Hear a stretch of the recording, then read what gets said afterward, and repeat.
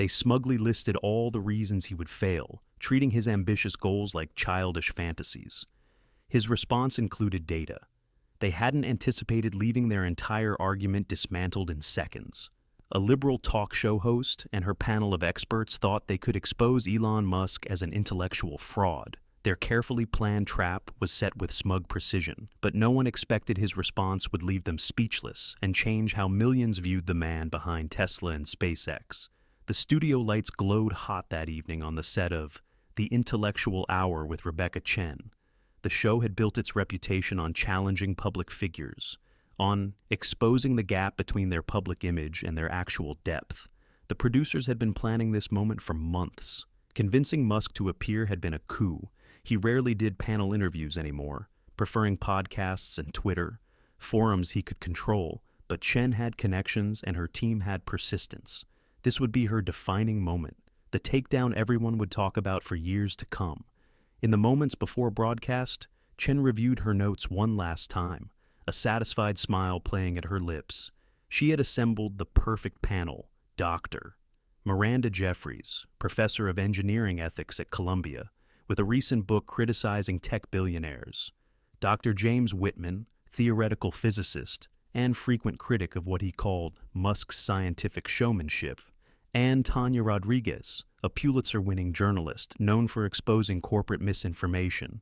Each one briefed and ready, each one eager to expose what they saw as the greatest con in modern technology.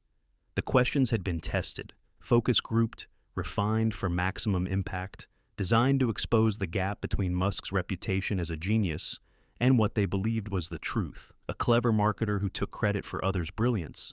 They didn't just want to criticize him. They wanted to dismantle the myth, to reveal the man behind the curtain, to prove once and for all that his supposed brilliance was nothing but carefully crafted PR.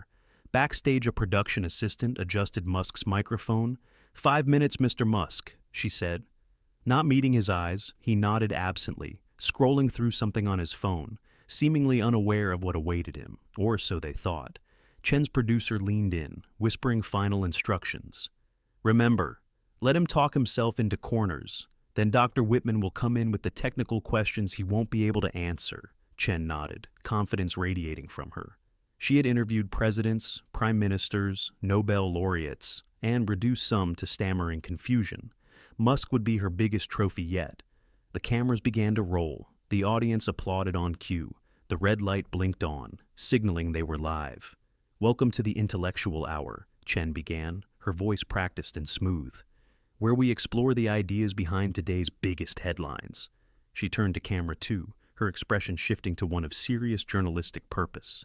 "Tonight we have a special guest, a man whose companies have transformed everything from electric vehicles to space travel, from online payments to solar energy.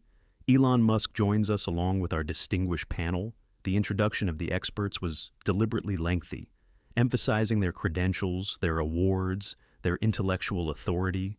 The implicit contrast was clear. Here were the real experts ready to evaluate the businessman who claimed to understand their fields. When Musk finally walked onto the set, the audience applauded politely, but without the enthusiasm they had shown for the academics. He took his seat, casual in a dark jacket, no tie, seemingly relaxed. But those watching closely might have noticed his eyes scanning the panel, taking their measure. For the first few minutes, the conversation remained cordial. Surface-level questions about Tesla's latest quarter, SpaceX's recent launch, nothing that would alert Musk to what was coming. Chen was too skilled for that.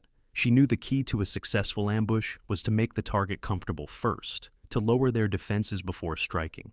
"So, Elon," she said during a natural pause, her tone shifting almost imperceptibly, "there's something I've always wondered." She leaned forward slightly, a signal to her viewers that the real interview was about to begin.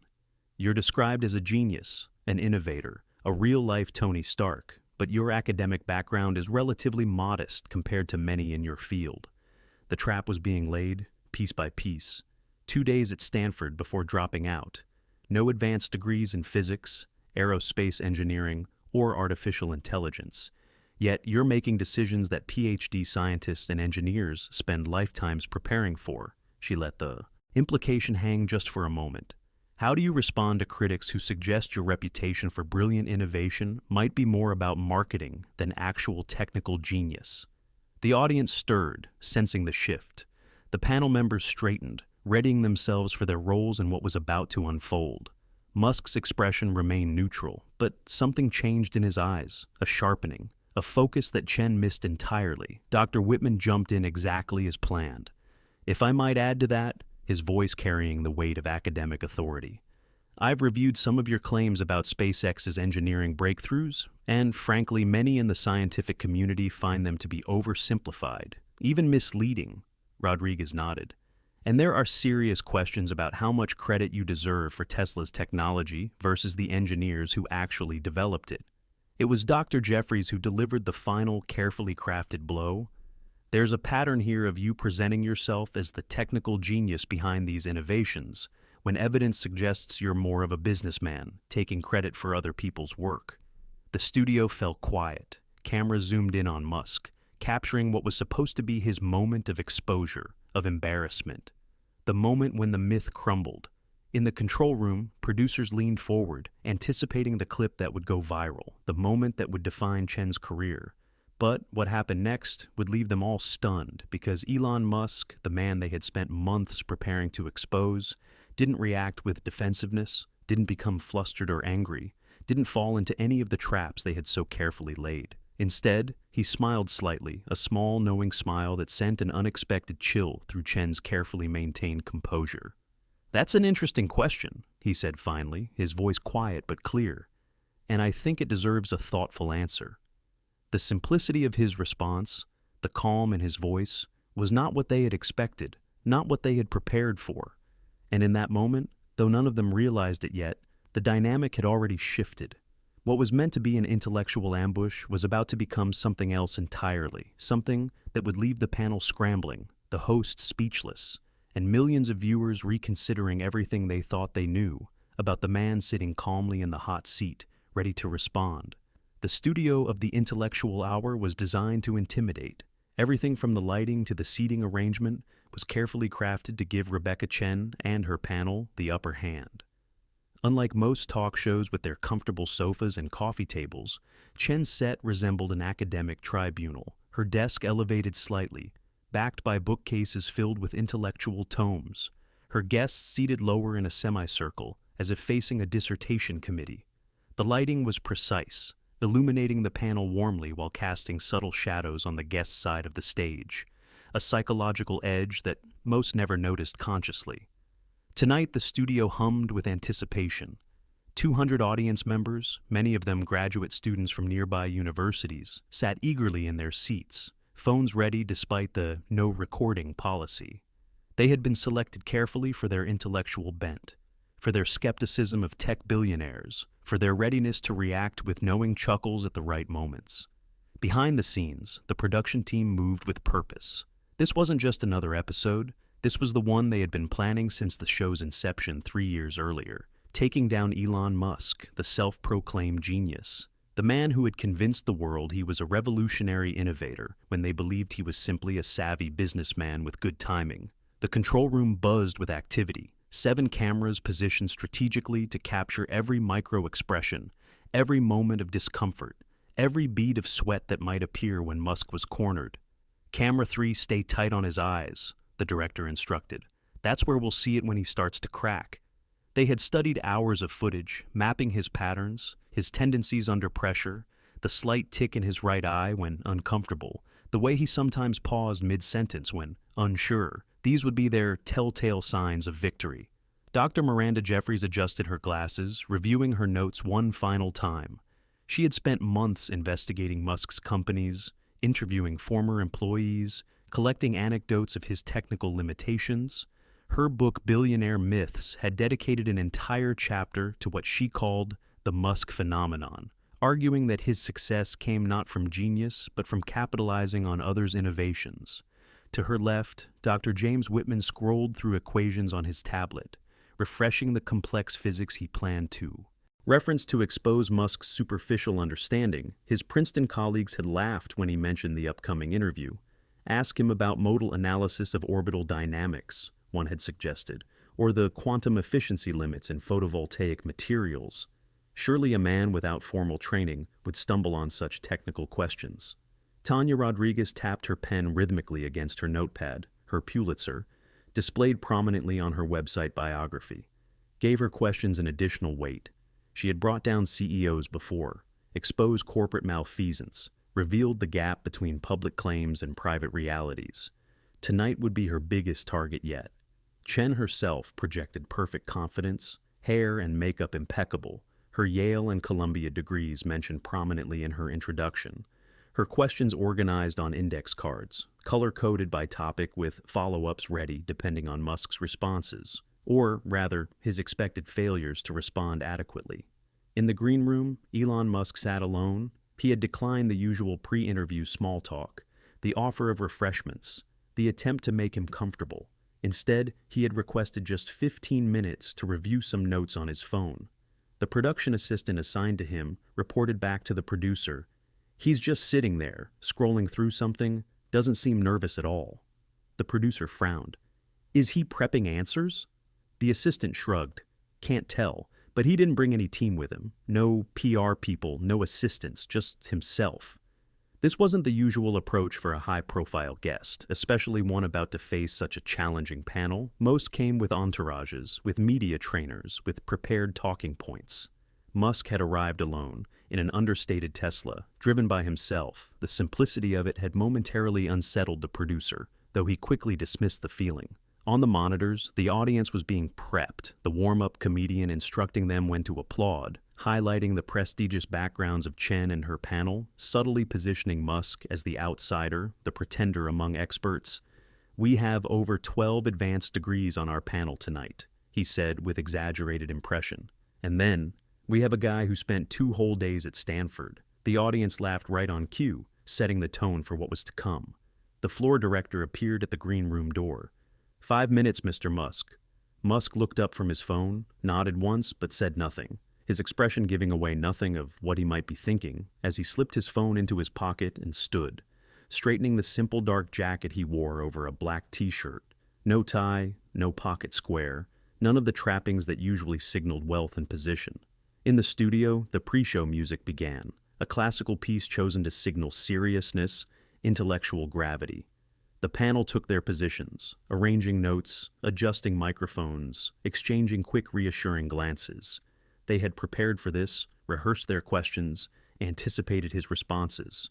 There was no way he could match their combined expertise.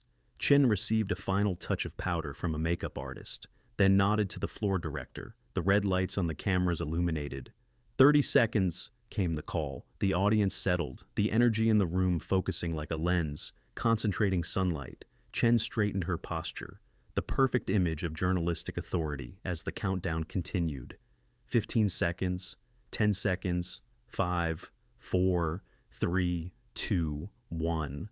The show's theme music swelled. Cameras panned across the impressive set before settling on Chen, who gazed directly into the main camera with practiced intensity. "Welcome to the intellectual hour," her voice carrying the perfect blend of warmth and authority as she delivered her opening lines, introducing the topic, framing the conversation, establishing the intellectual credentials of her distinguished panel in careful contrast to the limited formal education of their guest. And then it was time. "Please welcome Elon Musk." The applause was polite but restrained, as instructed as Musk walked onto the set, cameras following his movement, the audience studying him, some with curiosity, others with barely concealed skepticism. He moved without hurry, taking his seat in the guest position, the lighting subtly highlighting the panel's faces, while leaving his slightly shadowed, a small psychological edge. He seemed not to notice, or perhaps not to care. The initial questions began, softballs designed to create a false sense of security. Questions about recent launches, stock prices, market competition. Musk answered easily, concisely, without elaboration.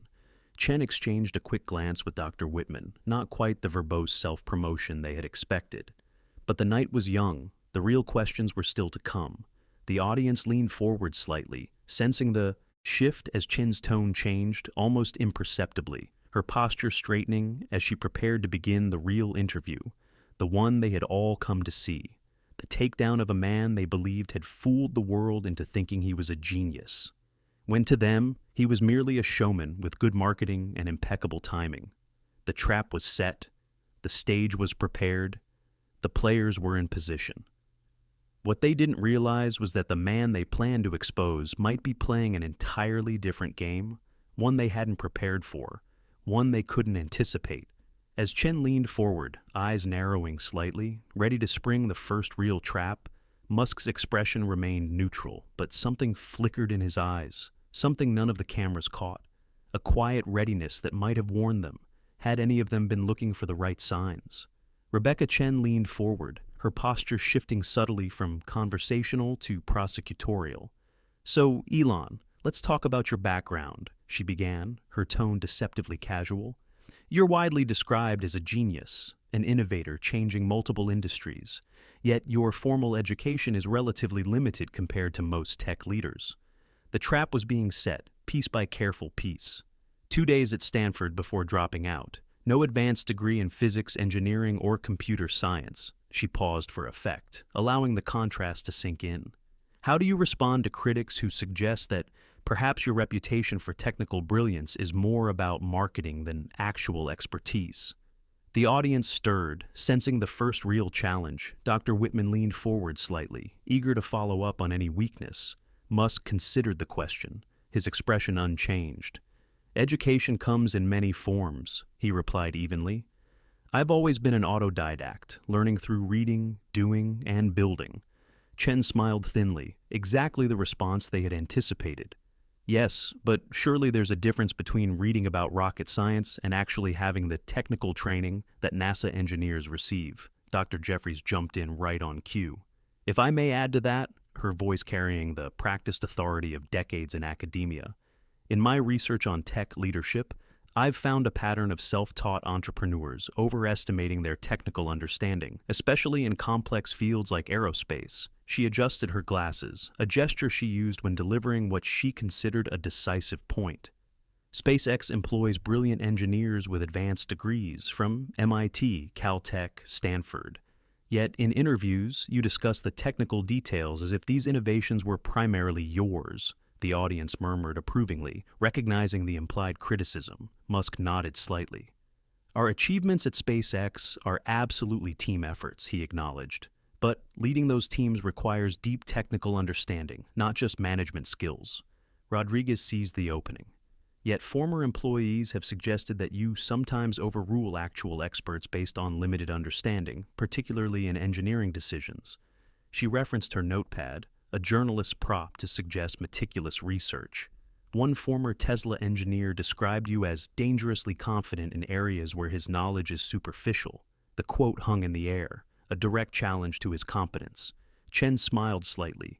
The panelists were executing perfectly, building on each other's points, creating a seamless narrative of a man out of his intellectual depth.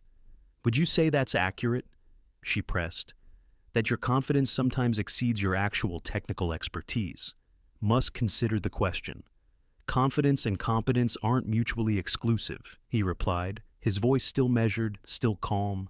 "I've found that many so-called experts can be trapped by conventional thinking, by the limitations of their specialized training." Dr. Whitman scoffed audibly.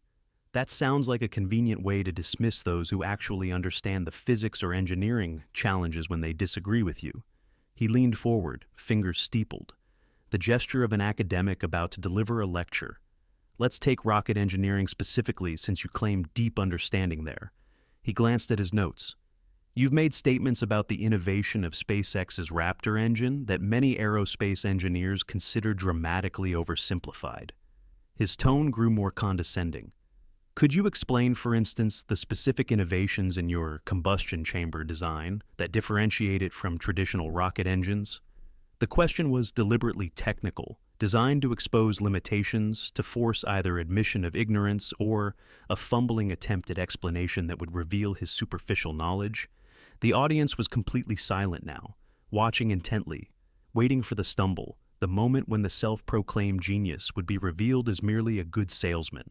Retreat or overreach, Musk's expression didn't change. "Not at all," he replied calmly. I'd be happy to walk through the specific innovations in our combustion chamber design, including our approach to fuel oxygen mixing, our cooling system architecture, and the material science challenges we solved. He paused briefly. Would you like me to start with the theoretical principles or the practical engineering challenges? Dr. Whitman blinked, momentarily caught off guard. This wasn't the fumbling response they had anticipated. Chen jumped in quickly. Before we get too technical, she said, recalibrating, let's address something more fundamental. She glanced at her index cards, moving to the next line of attack. You've described yourself as a physicist at heart, yet many actual physicists have questioned your understanding of basic principles. She looked directly at him. Dr. Neil Simmons from MIT recently said your statements about quantum mechanics show profound misunderstanding of the subject. She let the accusation land. How do you respond to actual scientists who find your scientific claims problematic? It was a clever pivot, away from the specific engineering question that Musk seemed too comfortable with, toward broader scientific criticism. Dr. Jeffries nodded along. And this pattern appears across disciplines, she added. Your claims about artificial intelligence have been criticized by leading AI researchers, your neuroscience statements questioned by neurologists, your solar technology claims challenged by material scientists. She spread her hands, a gesture of apparent reasonableness. Do you see how this creates the impression that you're a dilettante rather than a deep thinker? Someone skimming across the surface of complex fields rather than truly understanding them? The audience murmured agreement. The framing resonated with them, reinforced their pre-existing suspicions. Rodriguez pressed further. And there's a real consequence to this. Her tone serious, concerned. When you make pronouncements on complex subjects, markets move, investments flow based on your perceived expertise. She leaned forward. Don't you have a responsibility to be more humble about the limitations of your scientific understanding? The three-pronged attack was complete. His intellectual credibility challenged, his integrity questioned, his social responsibility criticized, all at once. From three different angles, Chen watched carefully, certain they had him cornered, that now, finally, he would crack, show the defensive anger, the insecurity beneath the confidence. The audience was perfectly still. Cameras zoomed in, capturing what was supposed to be his moment of exposure, but Musk remained calm, studying each of his challengers in turn, a slight smile still playing at his lips, something that might almost be amusement or perhaps recognition. It seems we've reached the heart of the matter, he said finally, his voice quiet but clear, carrying easily through the silent studio. And I appreciate the directness of your questions. Chen frowned slightly, confused by his composure, by the lack of defensiveness. This wasn't how targets usually responded to their carefully crafted ambushes. If I understand correctly, Musk continued, you're essentially asking if I'm an intellectual fraud. He stated it plainly, without anger or offense. If my understanding of physics, engineering, AI, and other fields is superficial, despite my company's successes in those areas, he looked directly at Chen. Is that a fair summary of your question? She hesitated, then nodded. Yes, essentially, she admitted. Many wonder if your companies succeed despite your involvement, not because of it. If your actual contribution is marketing and vision rather than technical innovation. Musk nodded thoughtfully. That's a perfectly reasonable question to ask. His response surprised them all. There was no defensiveness, no anger, just calm acknowledgement. And it deserves a thoughtful answer. He settled back slightly in his chair, seemingly relaxed despite being surrounded by hostile questioners. Would you mind if I took a moment to give you a complete response? Chen glanced at her producer, who nodded slightly. This was unexpected, but perhaps he was about to talk himself into a corner, give them even more material to work with. Please do, she said, gesturing for him to continue. Take all the time you need. What she didn't realize, what none of them realized, was that they had just invited him to completely dismantle their carefully constructed narrative because Elon Musk hadn't come unprepared. He had simply been waiting for precisely this moment as he began to speak. The entire dynamic of the interview was about to change in ways none of them had anticipated. For a moment, Elon Musk's gaze seemed to drift, not from uncertainty, but as if accessing memories long filed away but never forgotten. When he spoke again, his voice carried a different quality, more personal, less the CEO, more the person behind the persona. When I was 10 years old, he began, his slight accent more noticeable now, I read every book on physics in the Pretoria Public Library, not because anyone made me, but because I needed to understand how the universe works.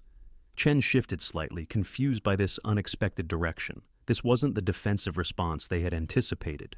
By 12, I had taught myself programming, sold my first commercial software at 12, built rockets and homemade explosives, much to my mother's concern. A few chuckles from the audience, not mocking now but genuine, recognizing the universal parental worry about curious children. I wasn't trying to become successful.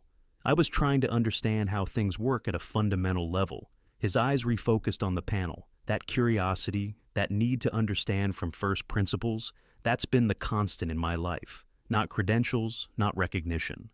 Dr. Whitman started to interrupt, but Musk continued, his voice still calm but steady.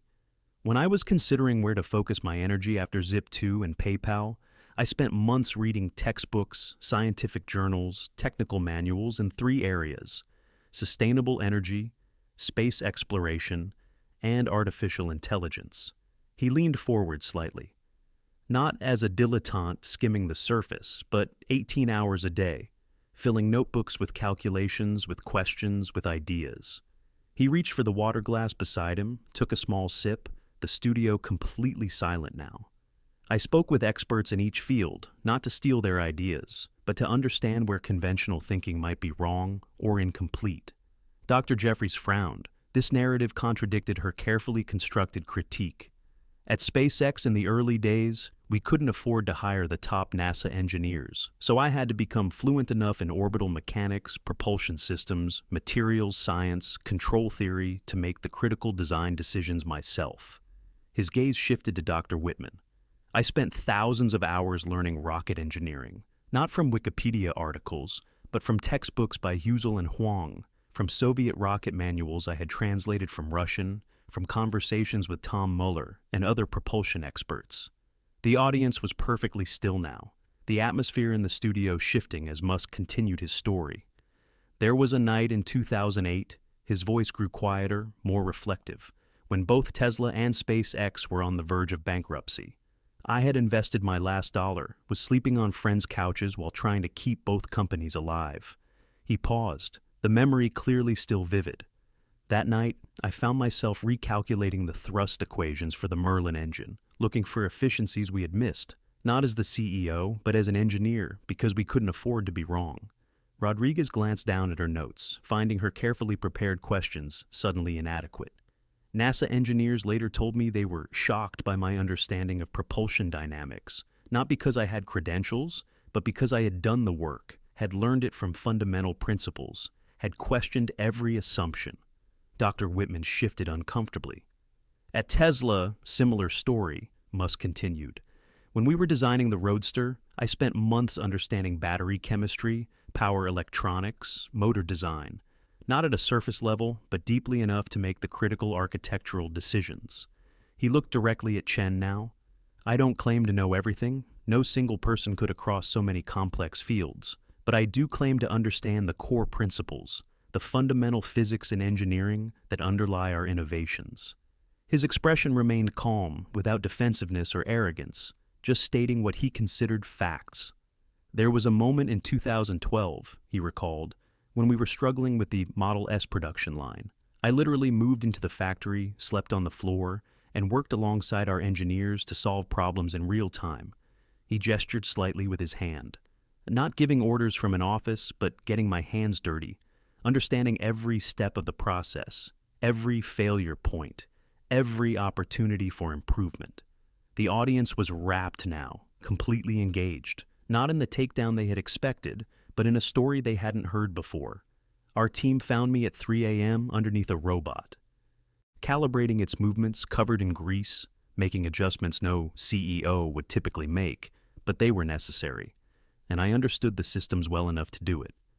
Chen glanced at her producer, who seemed as transfixed as the audience. This wasn't in their plan. At Neuralink, similar process, Musk continued.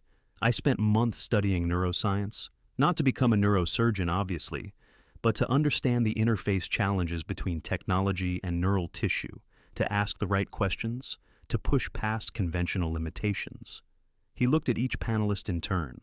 My point is not to boast, but to explain a simple truth that perhaps challenges our conventional understanding of expertise. He leaned forward slightly. Deep understanding doesn't always come from formal education. Sometimes it comes from obsessive self-study, from thousands of hours asking questions, running experiments, calculating, failing, recalculating. Dr. Jeffries started to speak, then stopped, recognizing something authentic in what they were hearing.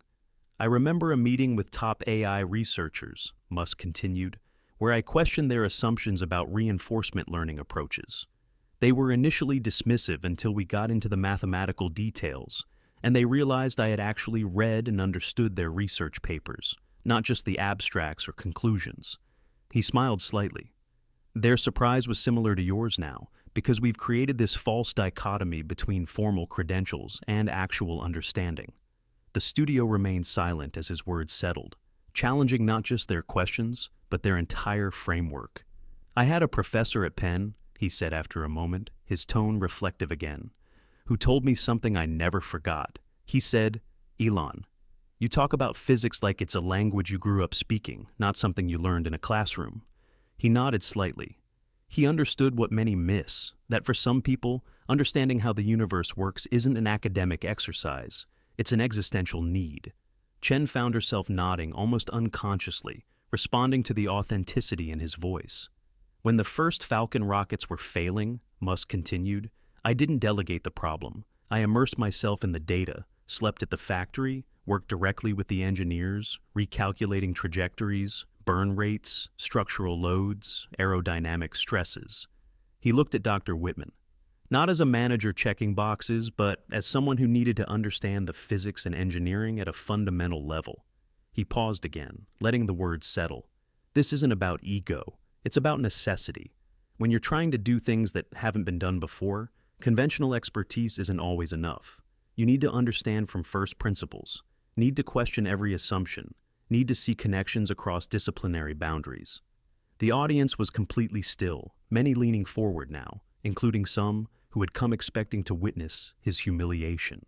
There's a difference, he said quietly, between credential-based authority and understanding-based authority, between knowing something because you were taught it and knowing something because you figured it out yourself. He looked around the studio, meeting eyes in the audience, connecting with them directly. I have profound respect for academic expertise, for the depth of knowledge that comes from specialized study. Most of my companies would be impossible without the brilliant PhDs we employ. He nodded toward the panel, acknowledging their credentials. But I've found that breakthroughs often happen at the intersection of disciplines, where specialized experts rarely venture, where someone with broader understanding can see connections others miss. As he spoke, the atmosphere in the studio continued to shift from hostile skepticism to something else entirely, something unexpected, something genuine. Chen watched as her carefully constructed narrative began to crumble, not through defensiveness or anger, but through a story that rang with authenticity, that challenged their assumptions not just about Elon Musk, but about the nature of expertise itself. And what came next would completely transform what they thought they knew about the man sitting before them. Elon Musk took a small sip of water, his gaze moving from the personal memories back to the present moment, to the panelists who had come expecting to expose him, but now found themselves unexpectedly exposed instead. So, to address your specific question about the Raptor engine's combustion chamber, he said, turning to Dr. Whitman, whose expression had shifted from smugness to something less certain. The innovation isn't simply in the chamber geometry, though that's certainly part of it. His tone changed slightly, becoming more technical but still accessible. Traditional rocket engines, including the Russian RD-180 that inspired us, use a staged combustion cycle. But with Raptor, we implemented a full-flow staged combustion cycle, something theorized for decades but never successfully built. Dr. Whitman blinked, clearly not expecting this level of detail. The engineering challenge wasn't just theoretical, it was practical. How to handle the extreme temperatures and pressures without material failure, particularly at the oxygen pump. Musk leaned forward slightly, hands moving now to illustrate the concepts. We had to redesign the turbopump bearings using a superalloy matrix that could withstand oxygen-rich conditions, something aerospace engineers had considered nearly impossible. He continued with precise technical details: fluid dynamics, calculations, metallurgical innovations, thermal management systems, all delivered with the fluency of someone who had lived and breathed these engineering challenges for years. Dr. Whitman's face transformed from skepticism to reluctant recognition as Musk described specific engineering problems that only someone deeply involved in actual rocket development would understand. The chamber pressure in Raptor exceeds 300 bar, significantly higher than any operational rocket engine, which creates both challenges and efficiencies in our propellant utilization. Musk didn't speak like someone reciting memorized talking points, but like an engineer who had personally solved these problems through years of iteration and testing. Chen glanced nervously at her producer, who stood frozen off stage. This wasn't the fumbling response they had anticipated. This was a masterclass delivered with quiet confidence and undeniable expertise. So, to answer your question directly, Musk concluded, looking at Dr. Whitman, the innovations in our combustion chamber design aren't just incremental improvements. They represent fundamental rethinking of rocket engine architecture based on first principles physics. He paused briefly. Would you like me to elaborate further on the material science challenges or the computational fluid dynamics we use to optimize the injector pattern? Dr. Whitman swallowed visibly. That won't be necessary, he managed, his voice lacking its earlier confidence. Chen jumped in quickly, trying to regain control of the narrative. Let's shift to another area, she said, her practiced poise slightly shaken. Your claims about artificial intelligence have been criticized by many experts as alarmist and uninformed. Rodriguez nodded eagerly, grateful for the pivot.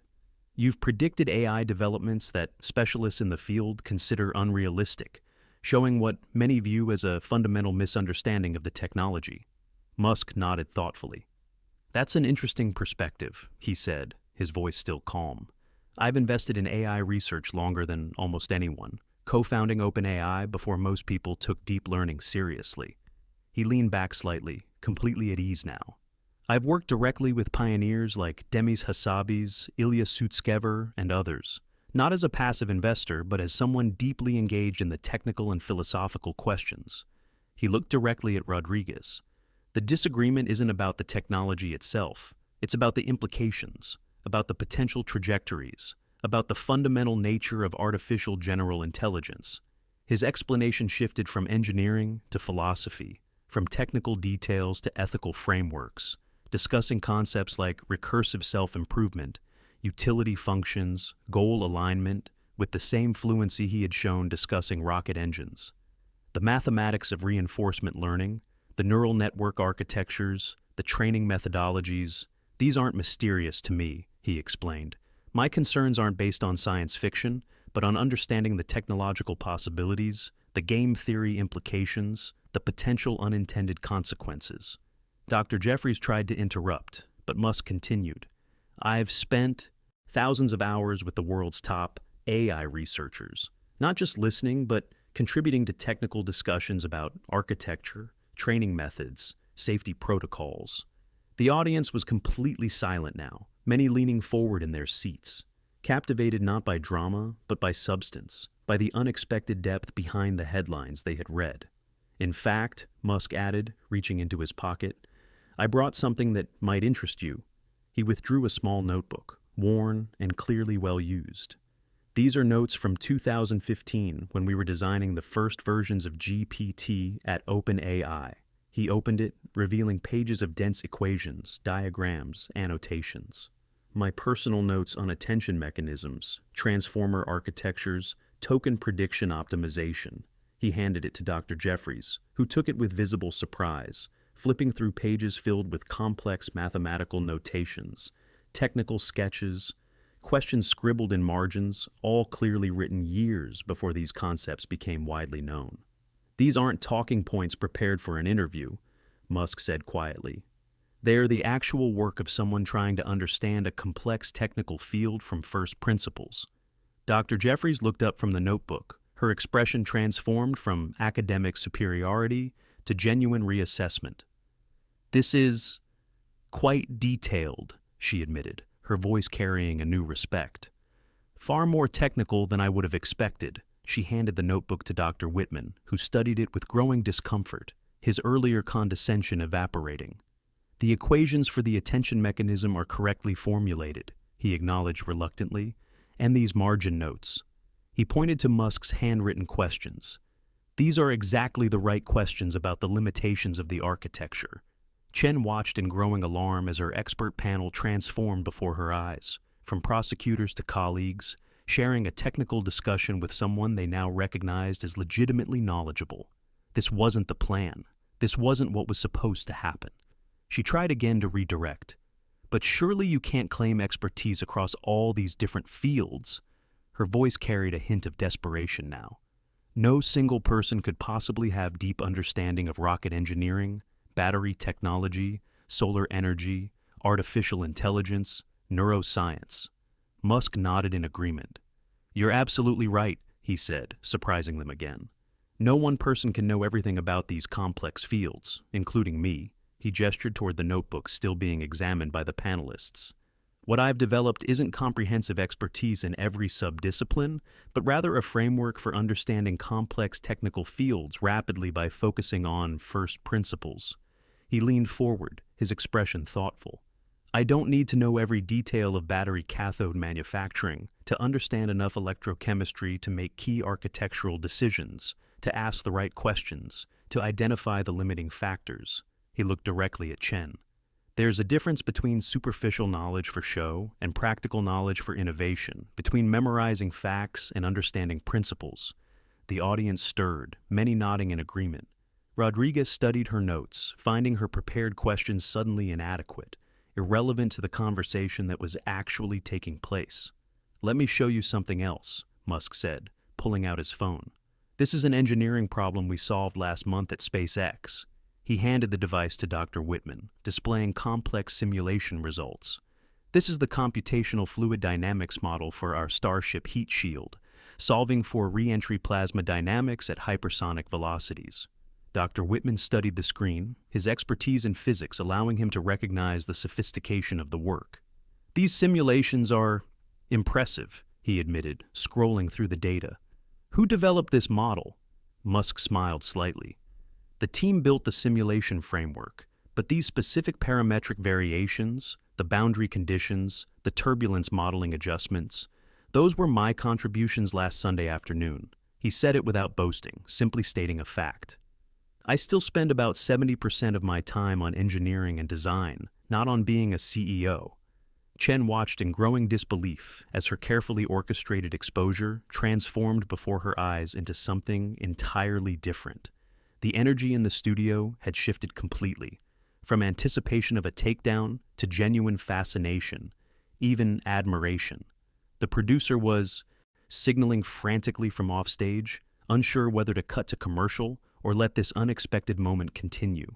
But Chen hardly noticed. She was too busy watching her expert panel, her intellectual authorities, engage with Musk not as a fraud, but as a peer, as someone who spoke their language, understood their fields, asked the right questions. It wasn't supposed to be this way, but there was no denying what was happening before her eyes. Dr. Jeffries handed the notebook back, her expression completely transformed. I think perhaps, she said quietly, we've been asking the wrong questions. Musk accepted the notebook, slipping it back into his pocket. Perhaps, he agreed, without triumph or condescension.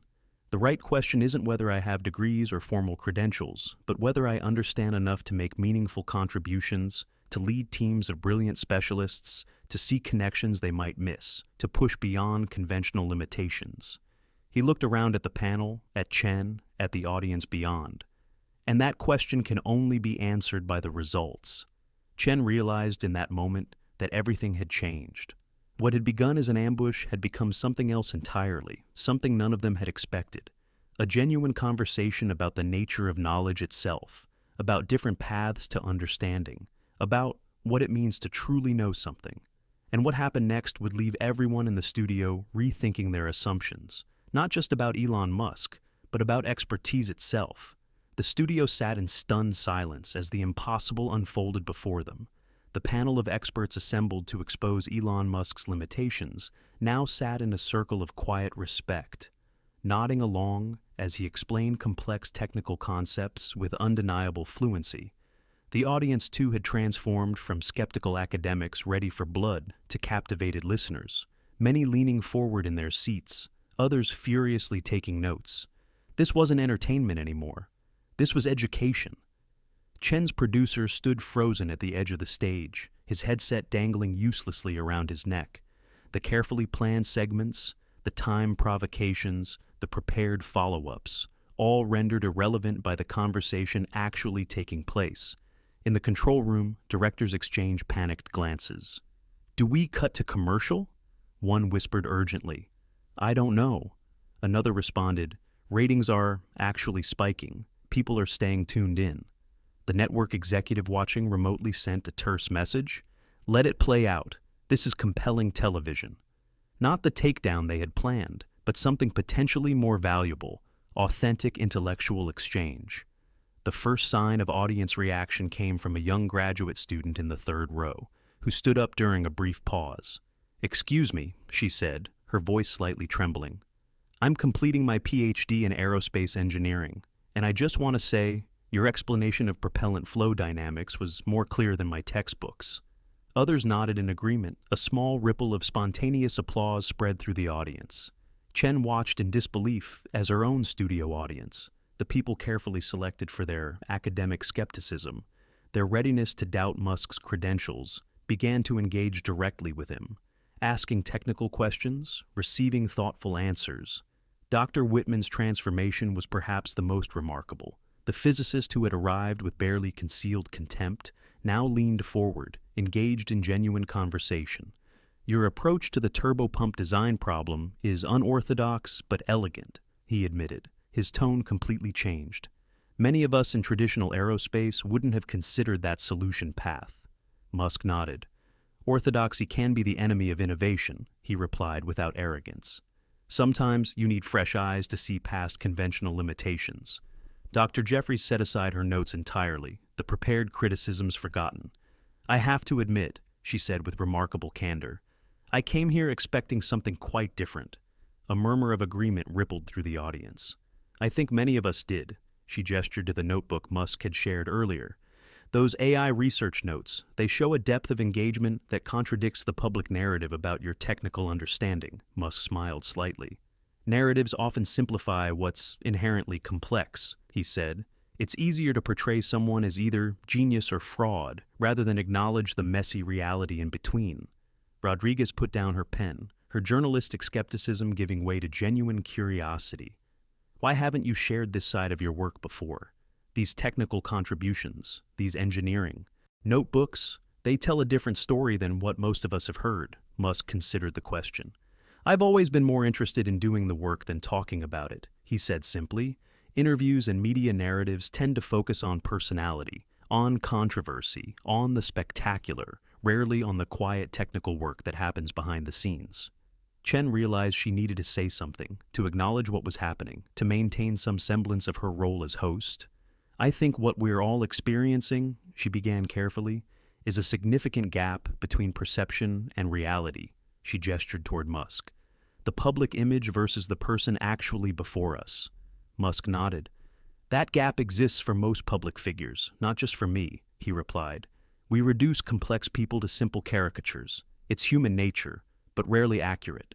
The conversation continued, flowing now with an authenticity rarely seen on television, certainly never seen on Chen's show, which had built its reputation on intellectual combat, not intellectual exploration.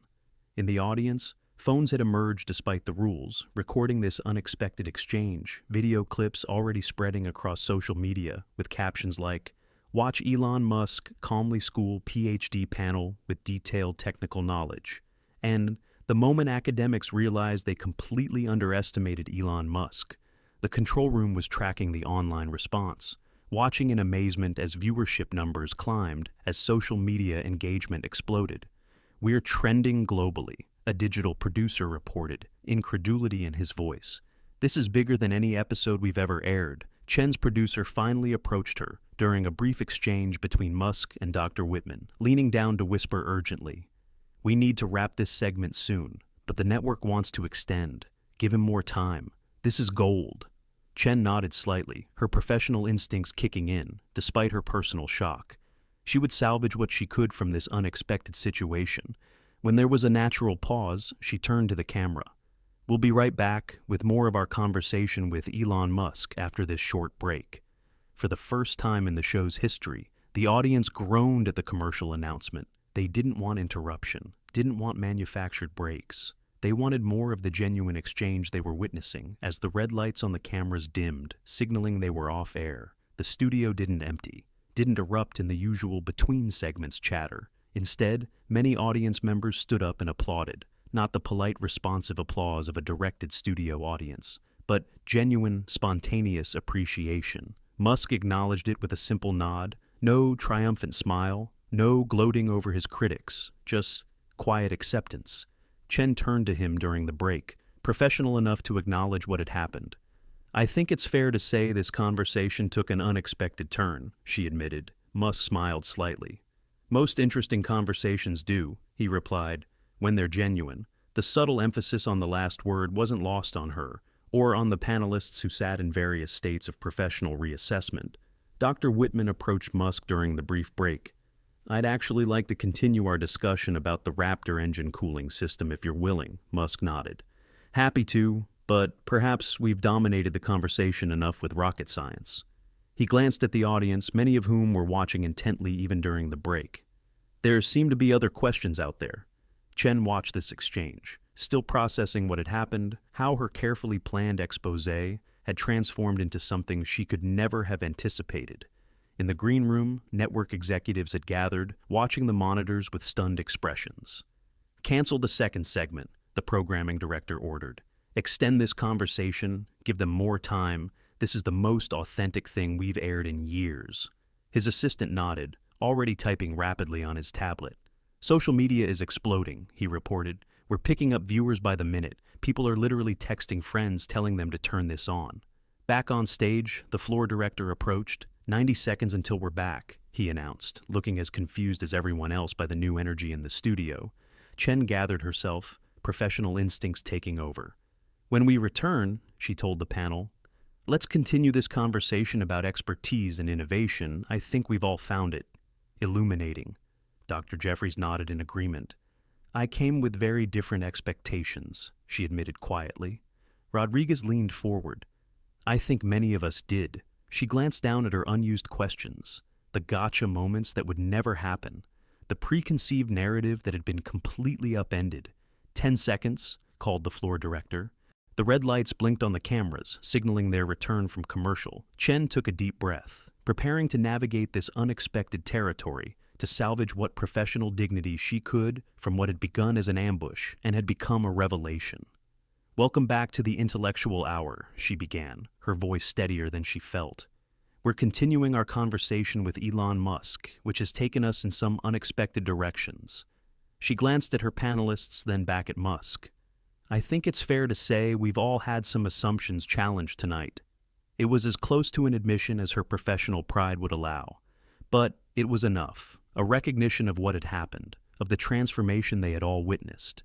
And as the conversation resumed with a new tone, a new respect, a new authenticity, something changed not just in the studio, but in living rooms across America, where viewers had tuned in expecting another predictable takedown, another reinforcement of what they thought they knew, and instead found themselves rethinking their assumptions, not just about Elon Musk, but about expertise itself, about knowledge, about the different paths to understanding our complex world.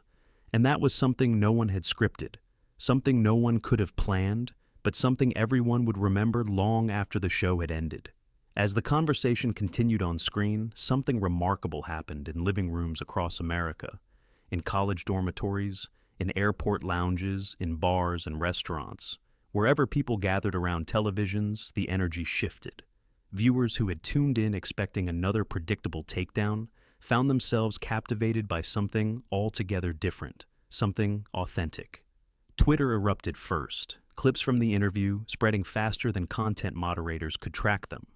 Ixt, Musk V's, experts trending within minutes, followed quickly by Stas intellectual humility and first principles, thought thinking.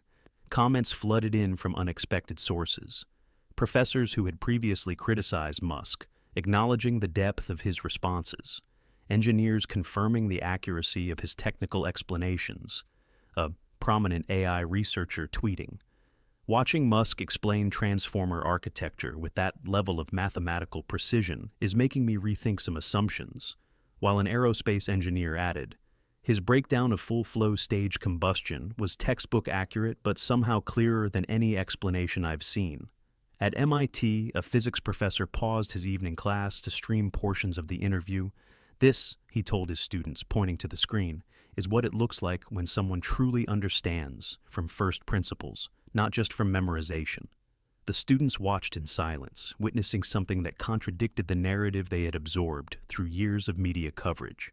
At Stanford's engineering department, a viewing party spontaneously formed, graduate students crowding into a lounge, many taking notes as Musk explained complex technical concepts with unusual clarity. "I've been skeptical of his technical claims," one doctoral candidate admitted. But his explanation of those CFD models was legitimately impressive. Across Silicon Valley, the interview became must-see content. Tech workers stopping meetings to gather around screens, many nodding in recognition as Musk described his approach to learning new technical domains. "That's exactly how learning works when you're building something new," a senior engineer at Google remarked. "Textbooks only get you so far, then you have to figure it out yourself." Even competitors acknowledged the unexpected demonstration of expertise. A senior executive at a rival car company texting colleagues, "No wonder Tesla moves so quickly. Their CEO actually understands the engineering trade-offs at a deep level." In newsrooms across the country, editors scrambled to adjust their framing as clips from the interview contradicted years of established narratives about Musk's technical background. "We need to revisit our coverage," one editor told his team. "This doesn't align with how we've characterized his expertise." At educational institutions, the interview was already being incorporated into next week's curriculum. At Harvard Business School, a professor emailed colleagues, "This is a case study in different paths to expertise, in the limitations of credentialism, in leadership that bridges technical and strategic thinking." By midnight Eastern Time, viewership data showed something unprecedented. People were finding and streaming the interview in numbers that broke platform records.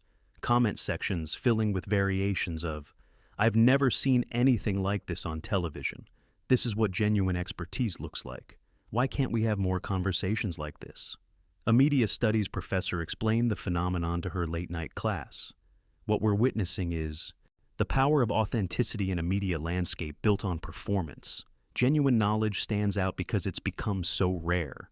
In Washington, D.C., policy advisors exchanged messages about potential implications. If his technical understanding is this deep, maybe we should reconsider some of our assumptions about his companies. Even political commentators, normally quick to fit everything into partisan frameworks, found themselves at a loss. "This transcends the usual categories," one admitted on a late-night broadcast. "It's not about left or right, it's about depth versus superficiality, about understanding versus credentialism." At rival networks, emergency production meetings convened. "How do we respond to this?" one executive demanded. "It's completely changed the conversation," a producer shook his head. "We can't just go back to the same narratives, not after people have seen this." By morning, the wider impact was becoming clear. Academic journals were receiving submissions, analyzing the interview's implications for expertise, innovation, and education. Tech forums were filled with discussions about first principles thinking, about different paths to mastery, about the relationship between formal education and practical knowledge. Chen herself woke to find her social media flooded, not with the usual partisan reactions, but with thoughtful reflections on what the interview revealed about media, expertise, and intellectual humility. "Last night changed how I think about what we do," one viewer wrote. "It showed the difference between performing intelligence and actually demonstrating it." Dr. Whitman gave an interview to his university newspaper, showing remarkable candor. "I came with certain assumptions about Musk's technical understanding, and I was simply wrong," he admitted. His grasp of physics principles, of engineering challenges, of design trade-offs was genuinely impressive. Dr. Jeffries faced similar questions as students cited the interview in challenging some assertions in her book about tech leaders. Academic inquiry requires us to revise our views when presented with new evidence, she told her class, and what we saw last night is certainly new evidence.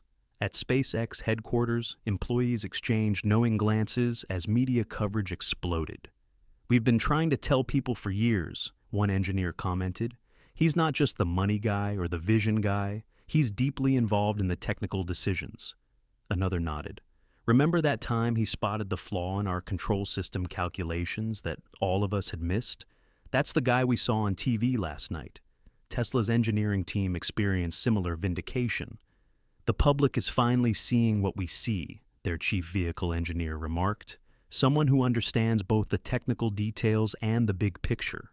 But perhaps the most significant impact was happening in classrooms, where teachers were already using clips from the interview to discuss different types of learning, different paths to understanding. "Not everyone needs a PhD to contribute," a high school science teacher told her students, "but everyone needs curiosity, persistence, and first principles thinking." Education forums lit up with discussions about the implications. Are we overvaluing credentials and undervaluing demonstrated knowledge? One thread asked, gathering thousands of responses. Parents reported conversations with children about different ways of learning, about questioning assumptions, about intellectual humility. "My daughter wants to be an engineer," one mother wrote, and seeing someone explain complex concepts with such clarity was inspiring to her. Universities faced questions about the balance between theoretical knowledge and practical application, between specialized expertise and interdisciplinary understanding. "This interview challenges us to rethink how we evaluate knowledge," a dean of engineering admitted. "Credentials matter, but they're not everything." Journalists who had covered Musk for years found themselves revisiting assumptions that had shaped their reporting. "I think we've been asking the wrong questions," a technology reporter acknowledged in a surprisingly candid podcast appearance, focusing on his tweets, his personality, rather than the substance of his work. Even Chen was rethinking her approach to intellectual discourse as she watched viewership numbers continue to climb. As substantive think pieces replaced the gotcha headlines she had expected, the programming director called with unexpected news. "Last night was our highest-rated episode ever, and the network wants to explore a new format based on what happened." She listened in surprise as he outlined a vision for more authentic intellectual exchange, less confrontation, more exploration, less gotcha, more genuine curiosity. "People are hungry for substance," he explained, "for conversations that actually go somewhere, that illuminate rather than inflame." Across America, in universities and workplaces, in online forums and dinner tables, the conversation continued, not about who won or lost, not about politics or personalities, but about knowledge itself, about expertise and innovation, about the different paths to understanding our complex world. Something had shifted, perhaps subtly, perhaps temporarily, but undeniably, the interview had struck a chord, had revealed an appetite for substance over spectacle, for authentic understanding over credential-based authority. And as clips continued to spread, as viewership numbers climbed, as discussions deepened, it became clear that what had happened wasn't just a viral moment, wasn't just a clever response. It was a window into something essential, something many had forgotten in our credential-obsessed culture, that true understanding doesn't always come with degrees, doesn't always speak in academic language, but reveals itself undeniably when tested, when challenged, when given the space to demonstrate what it actually knows. 1 week after the interview that changed conversations across America, Elon Musk sat in his office at SpaceX, reviewing rocket engine designs much as he had done before the media storm, the viral clips, the endless commentary. A young engineer entered, tablet in hand, hesitating slightly at the threshold. "Come in," Musk said, looking up from the schematics. "I wanted to thank you," the engineer said, voice slightly nervous. "For what happened on that show?" Musk raised an eyebrow, questioningly. "My parents finally understand what I've been telling them about working here," the engineer explained. "They thought I was exaggerating about your technical involvement, but after seeing that interview, they get it now." Musk nodded, a small smile touching his lips. Glad it helped, he said simply before returning to the designs. The moment was brief, but it captured something essential about what had happened. How a single authentic exchange had shifted perceptions, not through carefully crafted messaging, but through genuine demonstration. Across the country, similar conversations were taking place. In classrooms where teachers were using clips from the interview to discuss different types of intelligence, different paths to expertise, different ways of understanding our complex world. The most important thing we learned, a high school physics teacher told her students, isn't about rocket engines or AI, it's about how knowledge actually works. The students listened attentively, more engaged than usual. Formal education provides frameworks, methodologies, foundations, but deep understanding often comes from something else entirely. She played a clip from the interview where Musk explained his process of learning new technical fields from first principles.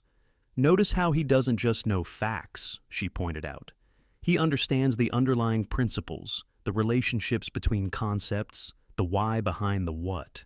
At Stanford University, a professor of education was leading a faculty discussion about the implications. This challenges our entire credential system, he acknowledged, raises fundamental questions about how we recognize and validate knowledge. His colleagues nodded, some uncomfortable with the implications, others energized by the possibilities. Perhaps our focus on degrees and publications has created blind spots in how we evaluate understanding, one suggested. Especially in rapidly evolving fields where textbooks are outdated almost as soon as they're published. Meanwhile, in newsrooms across the country, editors were revisiting guidelines about how they covered technical subjects, how they evaluated expertise. We need more humility in our reporting, one editor told his team, recognizing that credentials aren't everything, that understanding comes in different forms, that our preconceptions can limit what questions we ask, what answers we hear. A journalist who had covered tech for decades wrote a surprisingly candid piece. What the Musk interview taught me about my own intellectual blind spots, acknowledging how her assumptions had shaped her coverage, had closed her to certain possibilities, had reinforced existing, and narratives at the expense of accuracy. Rebecca Chen herself was experiencing her own reassessment as she prepared for a new format that her network had enthusiastically approved, intellectual explorations. Focused not on gotcha moments, not on confrontation for its own sake, but on genuine exchange of ideas, on challenging assumptions, on intellectual curiosity. That interview showed us what's possible when we prioritize understanding over performance, she told her production team. When we actually listen instead of just waiting to attack. Even Dr. Whitman, the physicist who had come armed with technical questions designed to expose ignorance, found himself reflecting on the experience in a guest lecture at Princeton. I was wrong, he admitted to the students, not just about Musk's technical understanding, but about something more fundamental, about how expertise can develop outside traditional pathways. He paused, considering his words carefully. The academic in me wants to say this is an exception, an outlier, but the scientist in me knows when data challenges your hypothesis, you must reconsider your assumptions. Across social media, the conversation continued evolving, moving beyond the specific interview to broader questions about knowledge and understanding, about different forms of intelligence, about the relationship between credentials and actual ability. What I found most revealing, wrote a popular science educator, wasn't Musk's technical knowledge itself, but how he connects concepts across disciplines, seeing relationships that specialists often miss. Another commentator added, traditional education teaches us to categorize, to specialize, to stay in our lanes, while first principles thinking teaches us to see the common patterns, the underlying physics, the transferable insights. Parents reported conversations with children about different ways of learning, about questioning assumptions, about intellectual curiosity. My son, who struggles in traditional classrooms, watched that interview 5 times, one mother shared, and told me, that's how my brain works too. I need to understand why, not just memorize how. But perhaps the most profound impact was happening quietly, in how people evaluated information, in how they thought about expertise, in how they approached learning itself. A subtle shift was occurring from credential worship to substance evaluation, from accepting authority to questioning assumptions, from passive consumption to active understanding. The real lesson here isn't about Musk, a philosophy professor wrote in an essay that was shared hundreds of thousands of times. It's about our relationship with knowledge itself, about how we decide what's true, who to trust, what to believe. He continued, "For too long, we've outsourced our thinking to credentials, to institutions, to authorities, without developing our own capacity for first principles reasoning, for intellectual discernment." The essay sparked thousands of responses from people reconsidering their own intellectual journeys, their own relationship with expertise, their own capacity for deeper understanding. "I realized I've been intimidated by credentials my whole life," one reader commented, "believing people with PhDs must know better, even in areas where my practical experience gave me insights they might not have." Another added, "This made me question how often I dismiss perspectives that don't come packaged in the right academic language, from people with the right titles, from institutions with the right reputations." Even educators were reassessing their assumptions about intelligence, about how knowledge develops, about different paths to understanding. "We tend to confuse education with intelligence," a cognitive scientist explained, "confuse credentials with comprehension, confuse specialized vocabulary with actual understanding."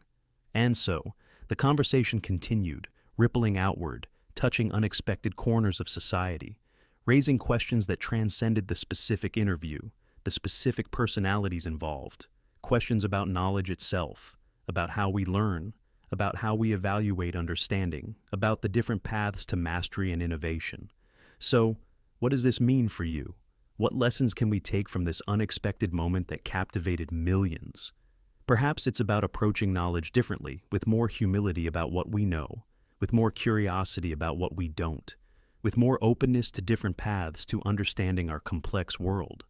Perhaps it's about recognizing that true expertise isn't about credentials, isn't about titles or institutions, but about demonstrated understanding, about the ability to explain complex concepts in ways that illuminate rather than obscure. Perhaps it's about developing our own capacity for first principles, thinking, for questioning assumptions, for seeing beyond conventional wisdom to the underlying truths that conventional wisdom often misses. In your own life, in your own learning journey, how might this perspective shift your approach? How might it change your relationship with expertise, with authority, with your own capacity for understanding? The next time you encounter someone whose background doesn't fit your expectations, whose path doesn't match conventional routes, will you dismiss their perspective, or will you evaluate it on its merits? The next time you face a complex problem, will you immediately outsource your thinking to recognized authorities? Or will you try to understand the fundamentals, the first principles that might lead to unexpected solutions? These are the questions that linger long after the viral clips have faded from feeds. The questions that matter, not just for how we view Elon Musk or any individual, but for how we approach knowledge itself in an increasingly complex world where conventional expertise alone may not be enough to solve our most pressing challenges, where combining deep understanding across traditional boundaries may be exactly what we need. The interview reminded us of something essential, something we perhaps always knew but had forgotten in our credential-focused culture, that understanding comes in many forms, that curiosity matters more than conformity, that what you actually know will always matter more than where or how you learned it. If this story inspired you to think differently about expertise, about learning, about knowledge itself, don't just like and subscribe, though we certainly appreciate that too, but take that inspiration into your world. Question your assumptions, pursue understanding, not just information, and remember that the most powerful intellectual tool isn't a degree or a title, but the capacity to think from first principles, to see what others miss, to understand deeply rather than simply memorize broadly. That's the real lesson of the interview that shocked a studio, changed a conversation, and reminded millions of viewers what genuine understanding actually looks like in a world too often satisfied with its counterfeits.